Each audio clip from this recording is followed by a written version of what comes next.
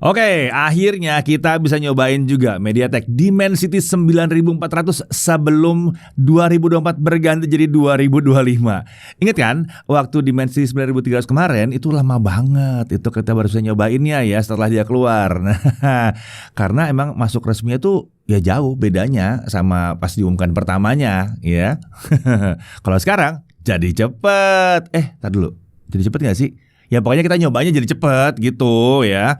Oke, kali ini kita akan bahas SoC premium terbaru MediaTek Dimensity 9400. Banyak banget janji MediaTek terkait peningkatan yang ada di SoC baru ini kalau dibandingkan dengan Dimensity 9300. Bahkan mereka berani menyebutkan kalau SoC baru ini menawarkan next gen in all areas, yang berarti peningkatannya ada di banyak area.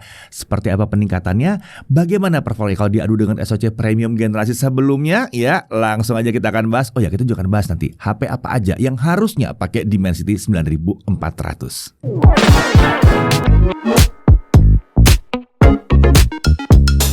Ya, Dimensity 9400 SoC Premium ini diperkenalkan MediaTek di bulan Oktober 2024 dan video ini dibuatnya bulan November 2024 ya. Menariknya SoC ini langsung diumumkan akan digunakan sebagai dapur pacu beberapa smartphone kelas atas seri premium. Apa aja? Nah, itu harus kita bahas di akhir video ini ya. Kita fokus bahas Dimensity 9400 dulu aja. Kita mulai dari spek. Nah, untuk spesifikasinya, CPU-nya nih octa-core atau 8 core. Konfigurasinya adalah 1 Cortex X925 up to 3,62 GHz. Ini punya L2 cache sendiri ya, 2 MB. Lalu ada 3 Cortex X4 up to 3,3 GHz. L2 cache-nya di 1 MB. Lalu ada 4 Cortex A720 up to 2,4 GHz. L2 cache-nya di 512 kilobyte ya. Jadi setelah sukses di Dimensity 9300, MediaTek itu kembali menawarkan CPU tanpa efisiensi core ya. Jadi big little itu apa? Big doang, nggak ada little-nya lagi ya. Jadi itu murni di 9400. Jadi ini disebut sebagai all big core ya. Ya mungkin dihapus sebentar gitu ya, big little. Nah, konfigurasi core CPU ini sebenarnya masih mirip dengan yang ada di Dimensity 9300 dengan perbedaan ada di high performance core-nya. Mereka menggunakan Cortex X925. Ini adalah high performance core terbaru dari ARM dan ini adalah penerus dari Cortex X4. Hanya ada satu core ini aja ya di Dimensity 9400. Selebihnya MediaTek pakai konfigurasi yang serupa dengan Dimensity 9300, yaitu 3 Cortex X4 dan 4 Cortex A720.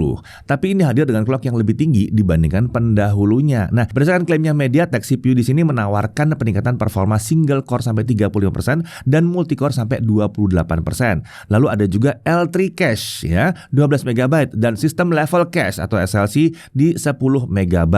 Gede banget ya.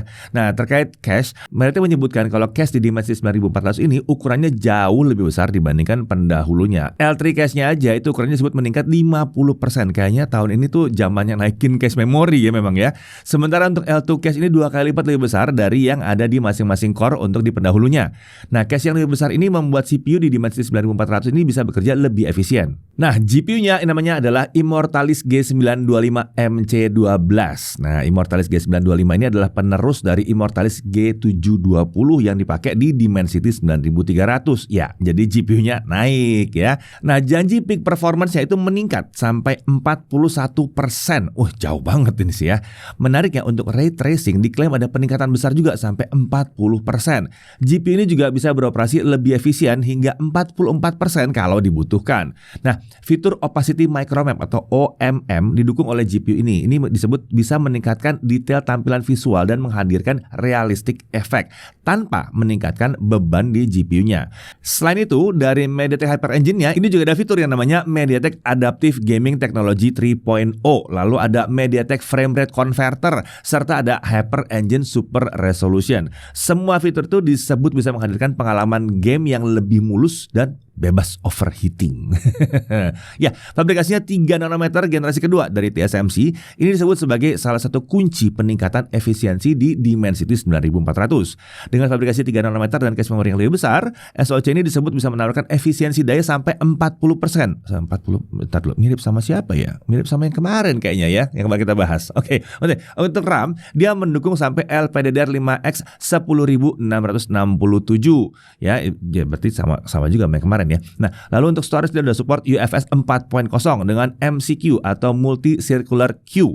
Masih sama dengan Dimensity 9300, tapi ini emang udah kenceng banget sih sebetulnya ya. Nggak perlu di-upgrade lagi, udah kenceng. Nggak usah banding-banding sama NVMe yang di handphone. Nggak usah. Ini kenceng. Dijamin ini ya paling nggak setara lah, atau bahkan bisa lebih kenceng. Nah, untuk display dia pakai Mira Vision 1090. Ini mendukung on-device display sampai QHD plus 180 Hz. Belum ada yang bikin 180 Hz ya. Nah, tapi udah disupport. Seperti kode kayaknya ya, bahwa akan ada nih yang kayak begini. Ada juga dukungan untuk 3-fold display. Yang lipat 3 itu ya. Nah, kemudian untuk AI dia pakai MediaTek NPU 890. Ini adalah 8th Gen NPU ya. NPU-nya udah generasi ke-8 dengan dukungan generative AI dan agentic AI. Performa on-device generative AI-nya itu disebut meningkat 100% dibandingkan pendahulunya untuk yang diffusion generation. Seperti misalnya Stable Diffusion yang untuk bikin gambar gitu ya. Nah, itu meningkat. Jauh loh peningkatannya. Sementara untuk agentic AI ini memungkinkan AI assistant di smartphone melakukan tugas yang lebih rumit dibandingkan sebelumnya.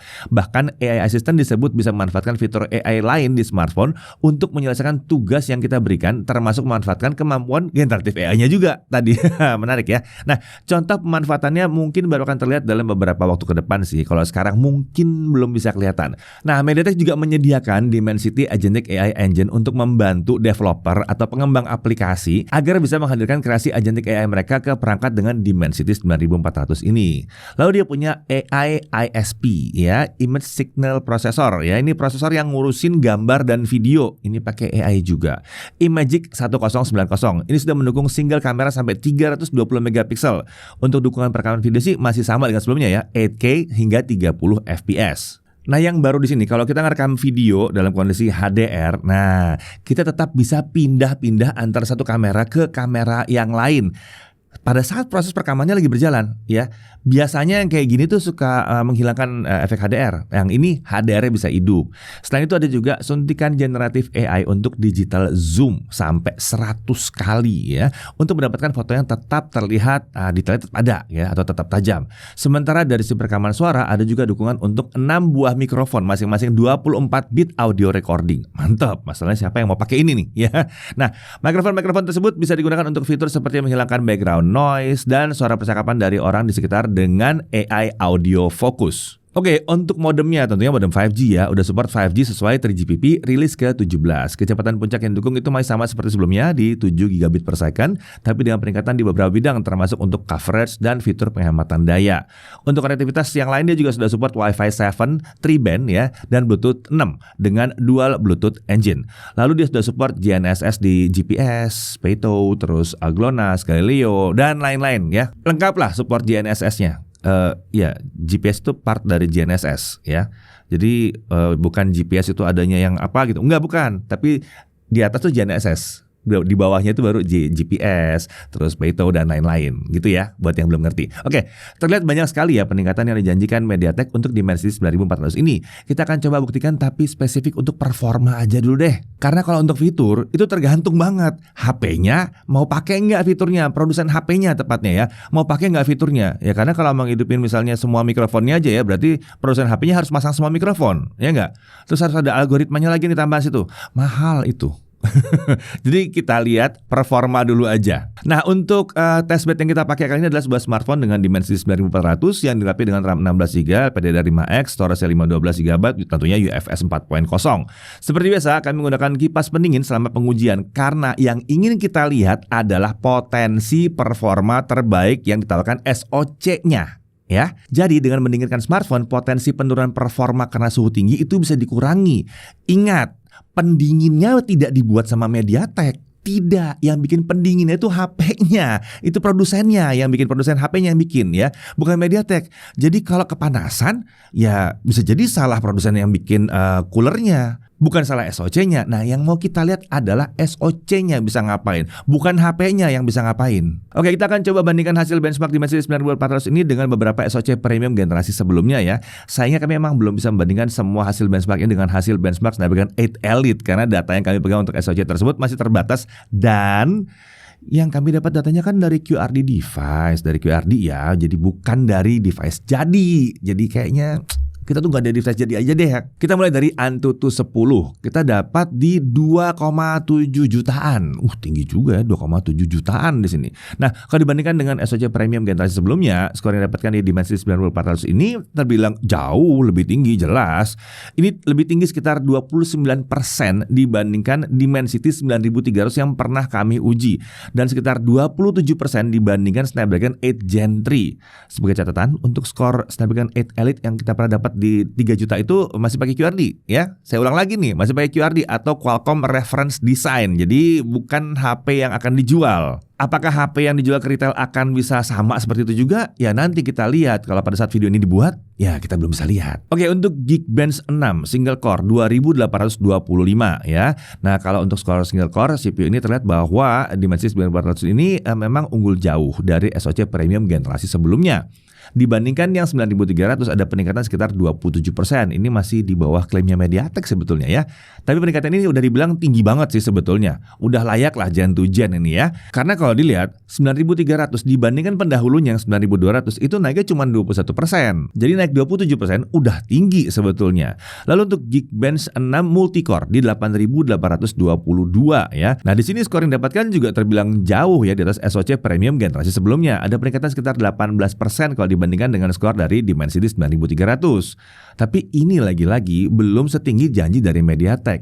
Tapi kalau lihat dari konfigurasi core CPU dari SoC ini, peningkatan seperti ini harusnya udah terbilang cukup wajar sih sebetulnya ya. Ya kan sebetulnya di bawahnya mirip-mirip aja, cuma beda clocknya doang. Cuma satu core doang yang paling tinggi yang beda. Lanjut ke Trimark Wildlife Unlimited Vulkan ya. Kita dapat 23 ribuan di sini. Terlihat ada peningkatan yang cukup jauh juga di sini ya dibandingkan dengan Dimensity 9300. SoC baru ini skornya meningkat sekitar 24% untuk 3D-nya nih ya. Tapi lagi-lagi ini masih di bawah janji ya MediaTek sebetulnya. Tapi ya secara umum ya peningkatan hampir 25% ini udah terbilang tinggi sih sebetulnya. Lanjut, JFX Bench Car Chase OpenGL 1080p off-screen 171 fps. Ada peningkatan juga di sini dan skor ini juga di atas SoC kelas premium sebelumnya ya. Tapi peningkatannya sekitar 11% kalau dibandingkan dengan Dimensity 9300. Lagi-lagi ini masih di bawah janjinya MediaTek. Sekarang mari kita lihat kalau untuk ray tracing gimana. Trimark Solar Bay ray tracing di 44 fps. Nah, kalau di sini peningkatannya sekitar 37% dibandingkan Dimensity 9300 yang pernah kita uji. Berarti untuk ray tracing memang ini tinggi banget, udah mendekati 40% ya peningkatannya ya. Jadi ya kalau kita lihat ya dari hasil benchmark ya, ini kayaknya memang belum sesuai dengan janjinya MediaTek. Tapi memang tetap tinggi sih peningkatannya ya. Bukan berarti dia tidak meningkat jauh. Jadi 9400 tetap sebuah SoC yang kencang banget. Karena apa? 9300 itu udah kencang banget. Itu udah kencang banget. 9400 itu udah ya udahlah naik 20% aja juga udah kencang banget sebetulnya, kencang parah gitu. Oke, tadi itu kan benchmark ya. Kalau kita pakai gaming gimana? Kita coba. Tapi untuk pengujian ini seperti biasa kita pakai kipas ya. Bukan untuk bantuin siapa-siapa, tapi karena kita mau lihat kemampuan dari si SoC-nya sendiri. Oke, kita langsung aja pakai di Genshin Impact highest 60 fps. Di sini preset highest membuat visual efeknya diatur langsung ke high aja di situ ya. Selama setengah jam kita dapetin frame rate yang bisa dikatakan hampir rata di 60 fps. Sangat stabil sekali. Mau itu jalan-jalan, mau itu ada battle, frame rate-nya stabil, deket banget dengan 60 fps. Rata-rata setelah setengah jam itu ada di 59,7 fps. Sangat tinggi dan sangat konsisten. Ya, sayangnya memang kita coba bisa main game ini sampai mentok 60 fps. Jadi ya memang nggak kelihatan peningkatan performanya kalau buat gaming. Tapi bukan berarti tidak ada peningkatan sama sekali di gaming ya. Bisa jadi akan ada peningkatan efisiensi penggunaan daya atau baterainya ya. Karena untuk mendapatkan 60 fps stabil di Genshin Impact ini, beban SoC itu memang harusnya tidak seberat di generasi sebelumnya. Nah, kalau yang satu ini kita harus lihat nanti di review smartphone dengan Dimensity 9400 ya. Nah, masalahnya ada apa aja smartphone yang pakai SoC yang satu ini? Nah, yang pertama ada iQOO Neo 10 Pro, tapi itu harusnya hanya untuk di China aja. Jadi sepertinya dia bahkan tidak akan launching global, apalagi launching ke Indonesia. Ingat ya, semuanya dari China itu harus launching di China dulu, terus launching global dulu, baru setelah itu bisa launching di Indonesia. Nggak di skip-skip. Jadi jangan diminta kalau misalnya dia nggak launching global, nggak bakal bisa gitu ya. Ya tapi kayaknya yang satu ini nggak bakal resmi sih. Lalu ada juga Oppo Find X8 series ya, yang kabarnya akan rilis dalam waktu dekat ya setelah review ini dibuat ya. Harusnya dia pakai SoC Premium ini juga ya. Lalu yang lain ada Vivo X200 series ya, yang waktu itu kita sempat datang juga ke acara launching di China-nya, tapi ya launching di China-nya itu juga sudah diumumkan bulan lalu gitu kan. Kita datang ke sana dan kita udah nyoba-nyoba juga device-nya. Itu juga bisa pakai yang satu ini. Nah, apakah bakal masuk resmi ke Indonesia? Kalau kita ngintip TKDN harusnya yang Oppo Find X8 dan X8 Pro itu udah terdaftar ya, udah pre-order juga sih. Dan yang menarik adalah Vivo X200 dan X200 Pro itu juga sudah terdaftar di situ ya. Ya apakah Vivo-nya masuk? Harusnya sih masuk. Karena kemarin kayaknya X100 seriesnya lumayan sukses ya. Nah sayang aja gitu, udah jauh-jauh ngundang kita ke China buat launching X200, nyoba-nyobain HP-nya gitu, terus tiba-tiba nggak masuk, ngapain? Ya nggak? Ya kalau dia masuk kan seru banget jadinya gitu, pasarnya premium tuh jadi rame di situ. Oke, Dimensity 9400, SoC ini menawarkan peningkatan performa yang lumayan dibandingkan pendahulunya Dimensity 9300. Selain itu ada juga potensi peningkatan efisiensi daya yang bisa dimanfaatkan smartphone yang nantinya akan hadir dengan SoC ini, jadi supaya bisa menawarkan daya tahan baterai yang lebih bagus. Tapi harusnya potensi Dimensity 9400 ini nggak cuma sebatas performa naik dan baterai lebih irit juga. Harusnya ada banyak peningkatan lain yang ditawarkan di sini ya, termasuk yang dari NPU-nya untuk AI, ASP-nya untuk kamera dan lain-lain. Kita belum bisa melihat peningkatan-peningkatan itu kalau cuma nggak dari benchmark doang. Belum bisa, harus direview smartphone-nya secara keseluruhan. Karena yang harus kita lihat adalah solusi yang ada di smartphone-nya. Ya semoga aja setelah review ini kita bisa ada yang langsung keluar gitu hasil pengujiannya ya, yang lengkap untuk smartphone-nya. Kita lihat aja nanti yang mana. Saya juga untuk saat ini masih belum bisa menentukan yang mana yang reviewnya akan keluar duluan ya kan. Karena ada beberapa yang harusnya masuk ke Indonesia. Ya gak? Tadi udah dibahas kan ya. Nah kalau menurut kalian sendiri bagaimana si Dimensity 9400 ini? Sisi mana dari peningkatannya yang paling menarik menurut kalian? Atau mungkin fitur-fitur baru mana yang paling menarik ya? Coba tulis pendapat kalian di kolom komentar. Saya Didi Irfan, Jakarta TV.